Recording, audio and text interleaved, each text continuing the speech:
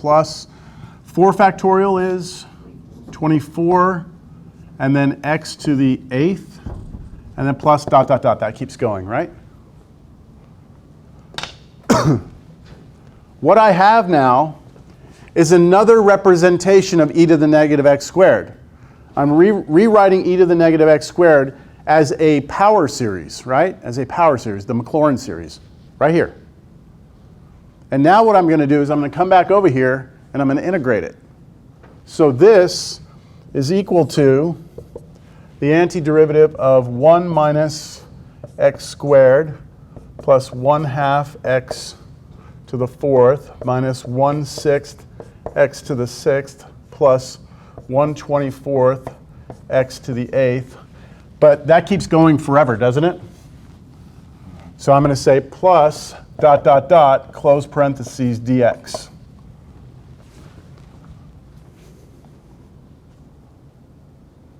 This historically, this is a huge deal because there are two people who came up with calculus, two human beings, Isaac Newton and Leibniz. Both working independently, they developed calculus, all right? Some people think Leibniz cheated and copied Newton, but that's still in debate right now. But it's commonly understood that two different men created calculus, with one exception. Newton had series. He knew the series. So there were integrals like this that Leibniz couldn't do. He just gets stuck. And Newton could do it, okay, because he had the series.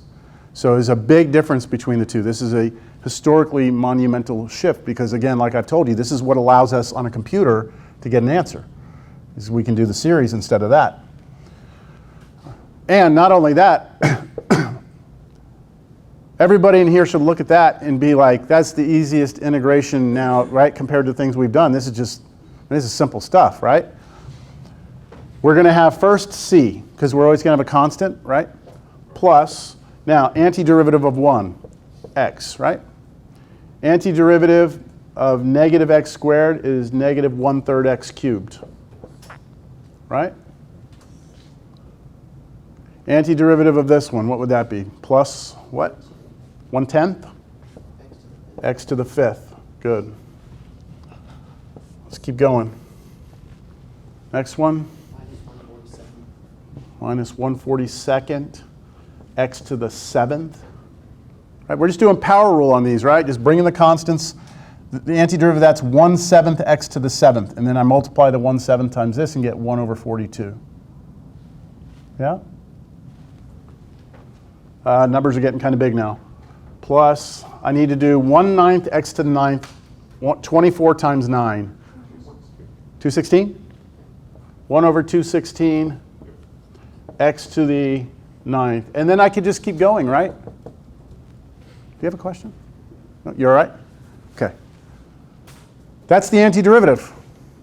That's the antiderivative. Now, you may say, well, wait a minute, it's an approximation because of the dot, dot, dot. But I already talked about this. It's okay. In the real world, approximations are fine because we can only build things within a certain precision or tolerance anyway, right? So let's see. I'm going to scroll down here on Wolfram and see if they give me that answer. Maybe they give me the answer as this power series. Look at that. They actually gave me the first 3 terms of the power series expansion of the answer. Do you see that? See right there? X minus 1/3 x cubed plus 1/10 x to the 5th. See? They gave me the first 3. Thank you very much. Okay? Now, how could we use this? We could if we wanted to.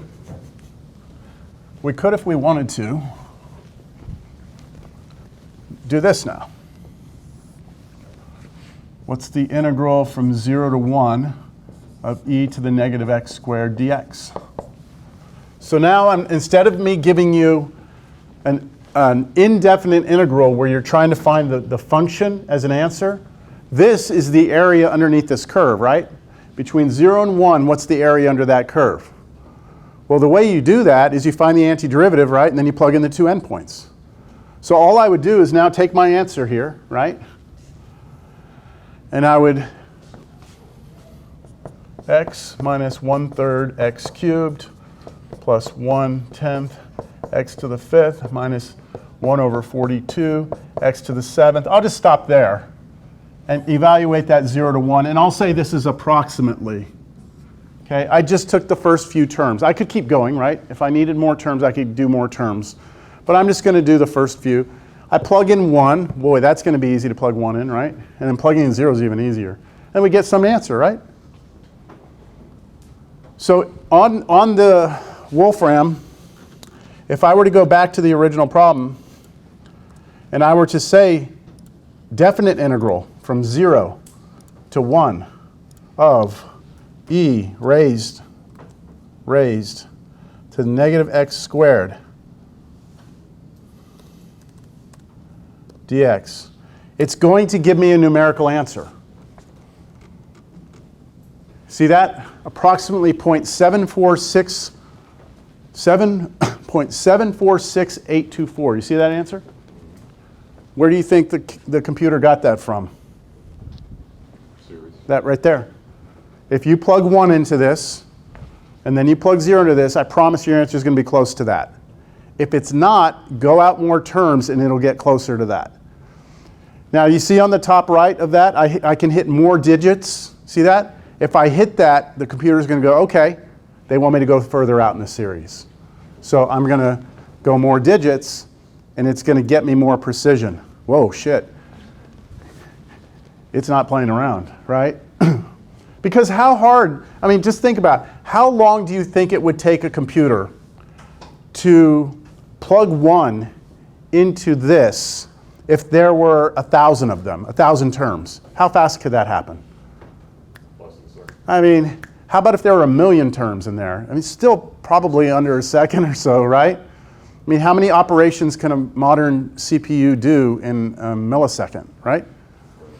Right? So, I mean, yeah, you've got multiple cores. I mean, that's just, so it's not a big deal. The series is perfectly fine. Now, maybe back in the 60s, 70s, you're asking a lot if you're going to ask the computer to go out and take the first 10,000 terms of a power series. But nowadays, it's nothing. The computer doesn't even hiccup at all, right? Okay. Y'all are doing good. Y'all are doing good. We're almost there.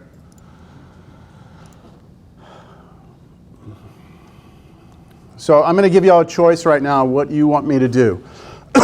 We don't have enough time for both. Would you like to see multiplication and division of power series today and see the most beautiful equation in math next time, or do it the other way around? Do the most beautiful equation now and do the multiplication division next time? We'll take a vote. Which one is less stress-inducing? Probably the beautiful equation one. I vote that one. Yeah? You okay with that? Less stress-inducing.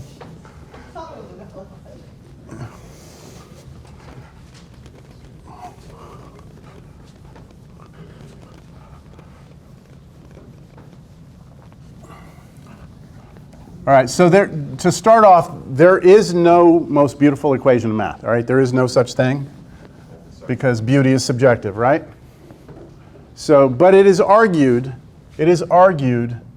by many math people that this equation right here is the most beautiful one in math. Now, the reason why it's argued to be the most beautiful equation in math is because it contains all of the most important numbers that we use in our world, all right? Let's start with the first important number you see here, 0. Now you may look at 0 and be like, okay, 0, big freaking deal. But 0 is actually called the additive identity. See, our number system is what we call a field. A field is basically a set of numbers or set of objects that have rules and have properties. So one of the properties of a field is that you must have an additive identity. And so 0 is our additive identity. And we know we've used this a lot, right? In this class, we've had hidden zeros everywhere, right? We use hidden zeros. So we know there's a value in zeros, right? The next important number here is 1. That is called the multiplicative identity. How many times in our life have we said, oh, just multiply by 1, just rewrite it as this over this, right? I mean, we've used 1 so many times, right? We take it for granted, but 1 is an extremely important number in our number system.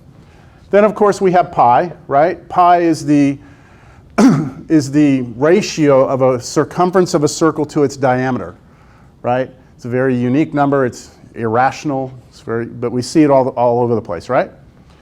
And then we have e. E is the base of the natural exponential function, right? E is approximately 2.718. But again, it's that function that when we graph it, this function is the only function that exists that is its own derivative, right? You change the e and you don't have that property anymore. So why is it e? We don't really know, but it is. So it's an important number, right? Can't really explain why it's that number, but it is. All right, and then we have I, right?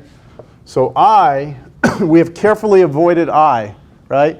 In college algebra, you talk about I a little bit, and then we don't talk about it anymore, right? Maybe in pre-cal a little bit, but in calculus, we have not done anything with I. In fact, if you look at a textbook, most college calculus textbooks that include Cal 1, 2, and 3, you will never see I in these.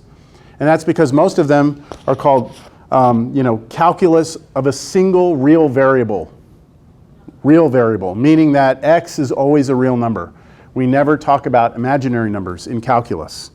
And there's a reason why. Do y'all want to know why or not? Do y'all care to know why we don't talk about imaginary numbers? It's not that they're not useful, okay? It is not because they're not useful. Historically, somebody came up with the idea of I, and mathematicians weren't quite sure about it. And so it was kind of like, people thought the guy was, crazy. Like, come on, what are you doing, But then we were able to prove that that has meaning, all right? And so the reason we don't mess with it, okay, the reason we don't talk about it is because, I'll try and explain it this way. If I give you a function, let's say f of x equals x squared, the basic idea of a function is that you have an input and an output, right? In and out. Here, when we take a function with a real variable, this is a number, right? And that number gets mapped to another number, right? Number in, number out. So if I want to visualize what's happening here, this number lives on a number line, right? Here's a number line. Wherever this number is, it's right here on the number line, right? Let's say that's the number 2. Where does that number get mapped to? If I send 2 through here, where does it get sent to? That gets mapped over and it gets sent to the number 4, doesn't it? Right here? That's a shitty way of looking at it, right? You all agree that's kind of a shitty way of looking? Instead of looking at it this way, let's do this. I'm going to draw one number line. This is my input. I'm going to draw another number line. That's my output. And then what I can say is when I plug in 2, I get out 4, and I can look at it visually as a point, right? That's much easier to see, rather than saying 2 goes to 4, and then if I had 3 in here, where would it go? 9, but then isn't there a number that actually goes to 3? So you'd have this like cluster, you know what I mean? Of just, it'd look like shit. This is much better, because when we put all the points together, we get the parabola. That works great, right? We love this. Here's the problem with imaginary numbers. If I give you an imaginary number, okay, so you have a function now that takes in, we usually use the letter z for imaginary numbers. If I give you a function that takes in an imaginary number, or we call them complex numbers, and then squares it, the problem you run into is with your input and your output. Your input, this imaginary number, I'm just going to give you an example of imaginary number, 3 plus 2i. That's an imaginary or a complex number. That would go through here and get mapped to something, right? Get squared and become something. Well, let's try and visualize what's happening. To visualize this number, you actually need to draw it on a sheet of paper. That's how we'd represent that imaginary number. We go to the right 3, we go up 2. And now that's going to get mapped over to another imaginary number, another complex number, which is somewhere over here. Okay, it gets mapped. Okay, so here I went from a number line into a number line. So to visualize it, I just put a number line here and a number line here. If I start with this and I have to have two-dimensional space to see the input, in two-dimensional space to see the output, that if I try and put those together, how many dimensions do I need? I need 4. That makes sense? Here, input came from a number line, that's one-dimensional. Output, number line, that's one-dimensional. Put them together, two-dimensional space. But if your complex number requires 2 dimensions for the input, and your output is also a complex number which requires 2 dimensions, if you try and visualize that together, you need 4 dimensions. Not going to happen, right? At least students are not going to be able to do that easily when they're just finished college algebra, right? So you don't actually study any of this until after you finish the entire calculus sequence. Usually you finish linear algebra, differential equations. Then you take a class called complex variables. And what you learn in complex variables is that the world you've been living in with the real numbers lives in a bigger world. And the bigger universe that it lives in is the complex numbers. And everything you do here, right? Everything you do here, you can look at it from the outside with a different pair of goggles. So I'm going off, I'm sorry. What winds up happening is that you can have problems in here, problems that we're trying to solve that are extremely difficult to solve. However, if you take off your real number goggles, throw them away, you put these on, you're like, oh shit, that problem's easy now.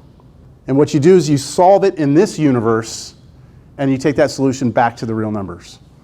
I'll give you a very simple example. Not simple, but a just simple idea. Classic example of this. You know how we've done integrals that go from negative infinity to infinity, right? We've done these, and what it is like a function, and you go both directions forever. It's called improper integrals. In the real numbers, this is a hard thing to do sometimes, okay? In the complex numbers, believe it or not, this is equivalent to doing an integral around a path that is a closed circle. I know that's way beyond what you can even really comprehend right now. What I'm telling you is there's a way that you can take the entire number line that goes in both directions forever, and in the complex numbers, it becomes a circle. You take an infinite line and turn it into a circle.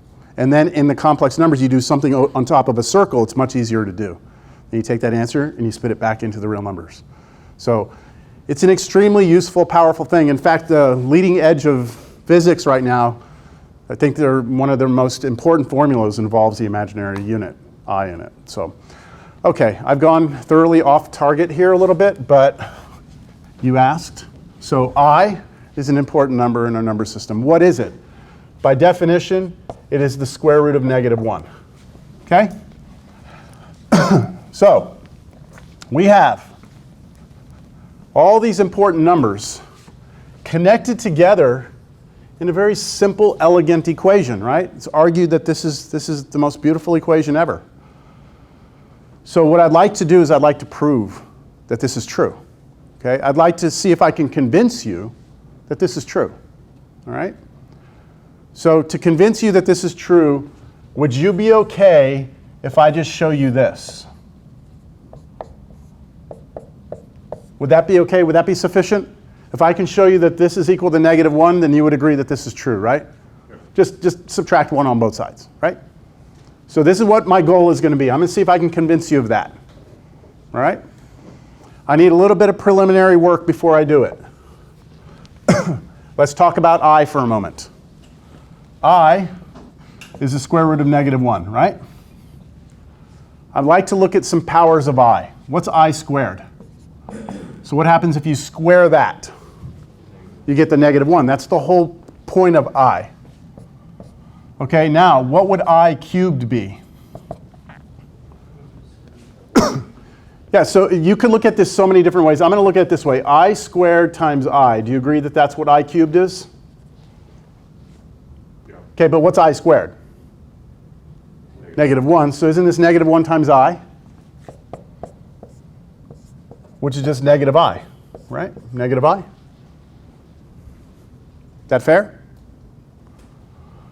What's I to the fourth? You could look at that as being I squared times I squared, right? I squared times I squared, which is -1 times -1, which is +1, right?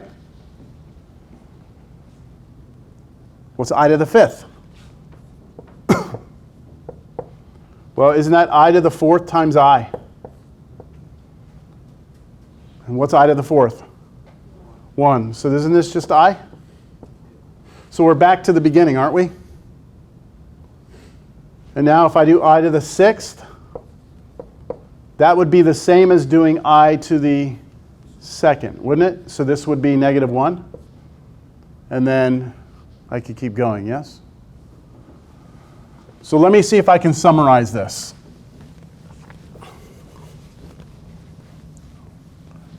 I to the n power will be equal to one of four things. It'll either be I, -1, -I, or 1, right? Those are the only outcomes that we're getting here. When will it be I? If n is what? Well, if I'm raising it to the first, or if I'm raising it to the fifth. Not third though, right? Third is not. So it's not quite odds, but it's the first or the fifth. What would be the next one? Careful. What do you jump up by? 4. 4. So 4 more would be 9. Next one, 13, 17, so on and so forth, right? So if your power is 1, 5, 9, 13, 17, then you're going to get that, right? What about -1? When will that happen? If n is 2 or 6 or 10 or 14, right? Just keep on jumping. So 2, 6, 10, 14, ... Okay, when will it be -I? Well, at 3 or 7, just jumping by 4 each time, right? 3, 7, 11, 15. And finally, it'll be 1 if n is what? 4, 8, 12. Actually, 0 as well, right? 0, 4, 8, 12. Because I never looked at it, but wouldn't I to the 0 be 1? Yeah? Okay, we got that? All right, we're ready. Let's do it.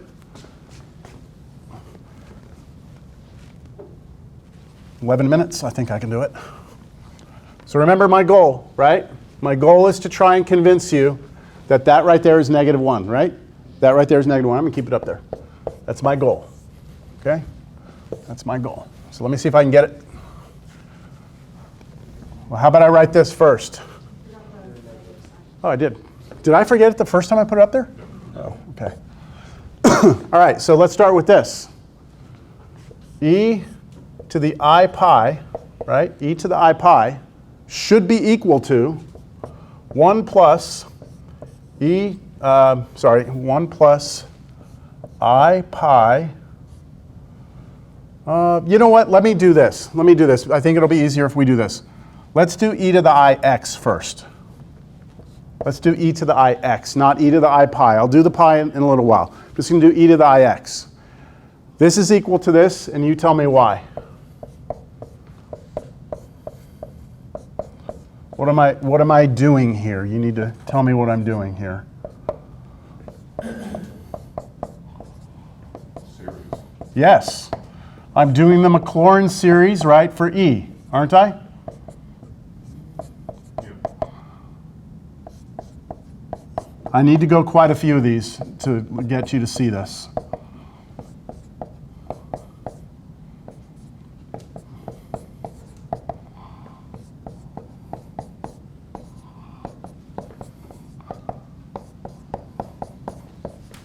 I'll do one more.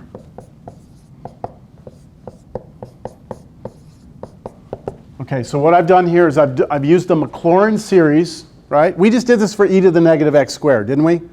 But now I'm doing it, and I'm doing ix instead of the -x squared into the formula. Got it?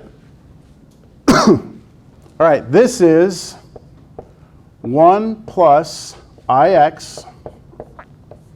Okay, now, what happens when you square this? What's I squared? Negative 1, right?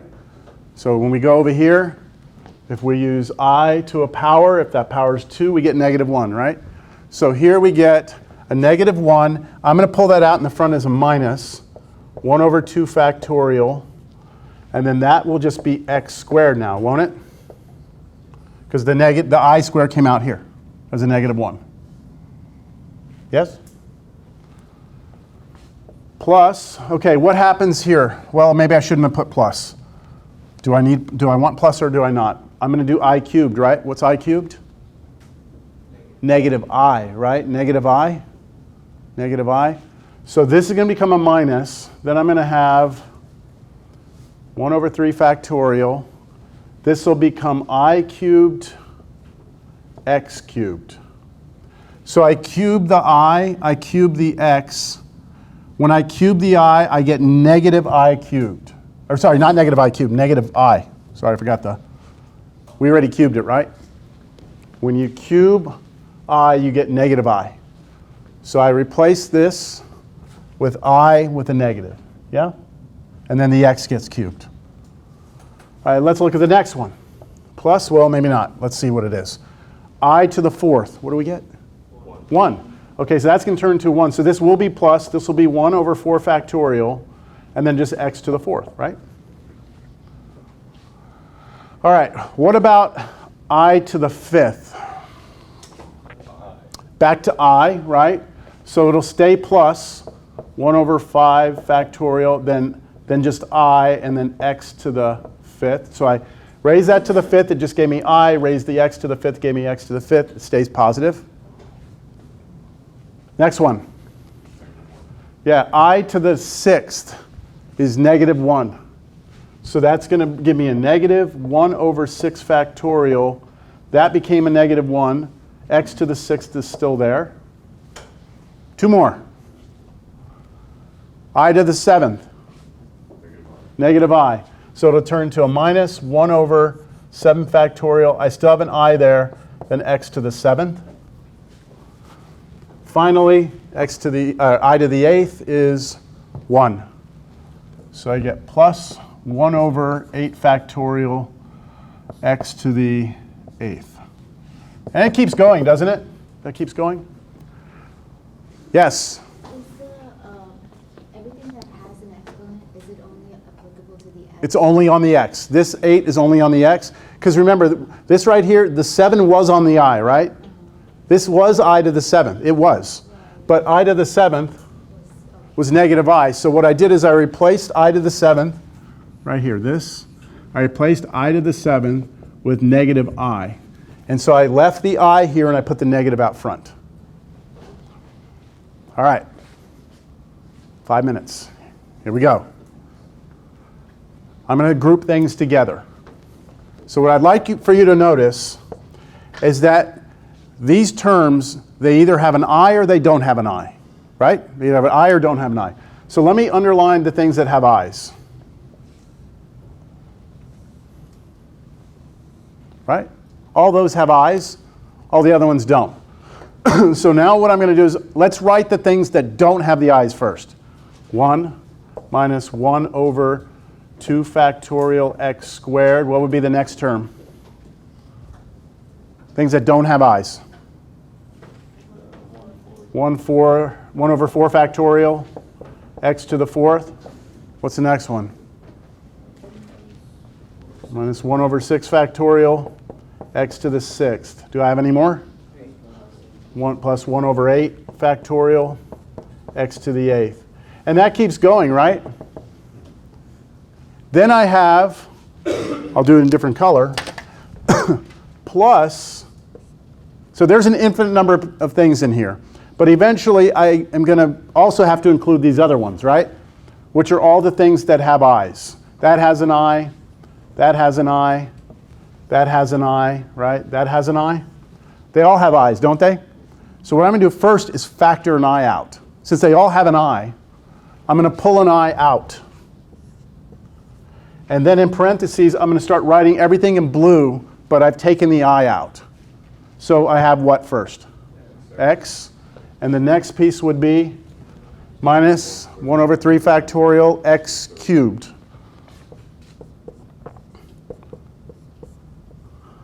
Next one, plus 1 over 5 factorial x to the 5th. Next one, minus 1 over 7 factorial x to the 7th, right? Plus, and that keeps going forever.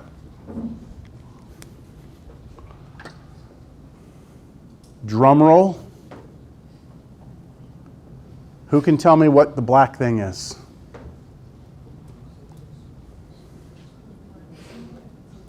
Cosine x. This is the Maclaurin series for cosine. Do y'all agree with that? This is Maclaurin series for cosine. So this is cosine of x, right? Then I have out here plus, now I, but what's the blue? Sine x. Okay? Which means, here's what we've said so far. What I've said is that this e to the ix equals that, but that equals that, and I did some cool stuff, and I got it to equal this. So here's where we are. Let's see. E to the ix equals cosine x plus I times sine x. Right? That's what this is in the bottom row. But I was interested in e to the I pi, right? E to the I pi. So what is e to the I pi? Well, replace your x's with pi. Cosine pi plus I times sine of pi. What's sine of pi? 0. What's cosine of pi? -1. There it is. Do you see it? Pretty beautiful, huh? So this is a very, very common formula. This right here, very famous formula. You may have maybe seen that in pre-cal. Maybe. Maybe? No? All right. We did it. All within the time. All right. So I still have a little bit to do, but you can actually do the homework for this section 8-7, except for a few things.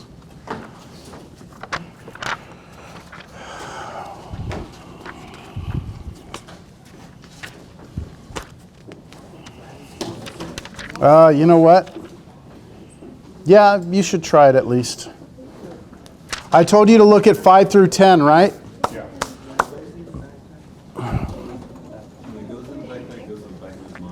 You can try and look at